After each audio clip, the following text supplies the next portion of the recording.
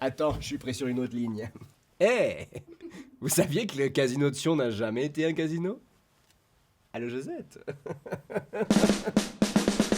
Alors, on est au milieu du 19e siècle, 1861. Et à Sion, on utilise à cette époque-là l'auberge du Lion d'Or comme salle de réunion.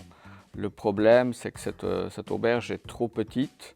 Et donc, en 1861, c'est la bourgeoisie de la ville de Sion qui décide donc la construction de ce bâtiment dit du casino. Cette appellation, elle est marrante, mais elle est un peu trompeuse. On jouait aux cartes, on jouait à des jeux de société, mais il n'y a jamais eu de jeu d'argent. Et ça, c'est précisé dans le règlement de fonctionnement aussi de police du casino. On a l'interdiction de jouer de l'argent. Cette salle, elle sera destinée en fait à accueillir des spectacles, des bals dansants, des concerts. Donc on crée en fait on pourrait dire une salle de spectacle polyvalente en plein centre de la ville de Sion.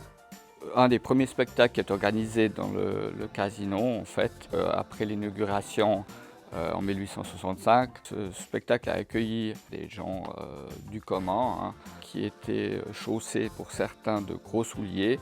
La commission et la bourgeoisie s'inquiètent que ces personnes n'abîment pas les parquets de la grande salle de bal.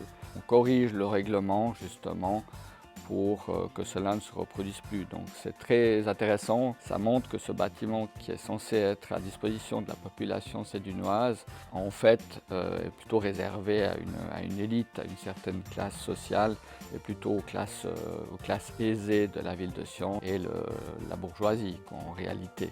Cette société du casino va exploiter le bâtiment donc, durant toute la deuxième moitié du 19e siècle. Mais ce qu'on constate quand on consulte les archives de la société, on arrive presque jusqu'à 130 membres au début de la vie de la société. Et à la fin, on a moins de 50 membres de la société du casino. Donc on a pratiquement divisé par 3 parce qu'on est à la fin du 19e, début 20e siècle et la ville se développe, le canton se développe.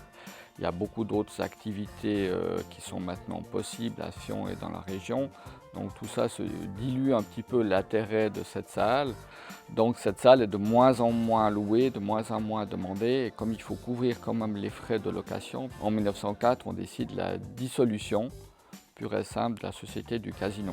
Par la suite, donc, c'est la commune de Sion qui va reprendre le bâtiment, mais il y a une période de flottement entre 1904 et 1912. On essaye de rentabiliser ou du moins d'utiliser ces locaux existants sans avoir un projet définitif de réaffectation. On va intégrer par exemple au rez-de-chaussée les services industriels de la ville de Sion. Le deuxième étage va être mis à disposition du tribunal de Sion et c'est seulement dans les années 30 qu'on va entrer en matière. Quand on souhaite trouver un local adapté pour y abriter les séances du Grand Conseil, on a d'abord une situation où on va abriter ce Grand Conseil dans la salle de l'hôtel de ville, mais qui est trop petite en fait, qui n'est pas adaptée.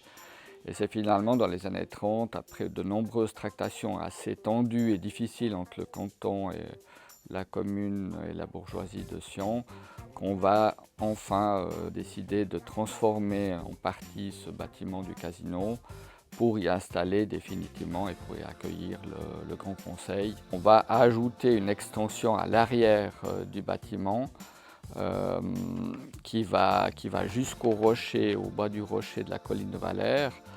Et on va demander à l'artiste Ernest Biller de faire une grande fresque au fond de la salle. Et le choix de Biller a été de représenter en fait l'entrée du Valais dans la Confédération sous la forme d'une grande fresque.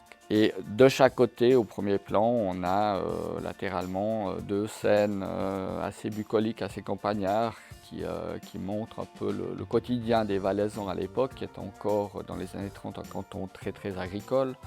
Et on a à gauche des Saviezans avec des scènes de vendanges et à droite des habitants du Val d'Airain en costume traditionnel d'époque qui remontent sur leur mulet en direction du Val d'Airain. Ernest Biller va réaliser cette gigantesque fresque, qui est quand même une œuvre majeure de l'histoire artistique valaisanne, qui est un petit joyau qu'on a à l'intérieur du Grand Conseil. Et ce bâtiment du casino donc, continue actuellement à abriter les séances du Grand Conseil valaisan.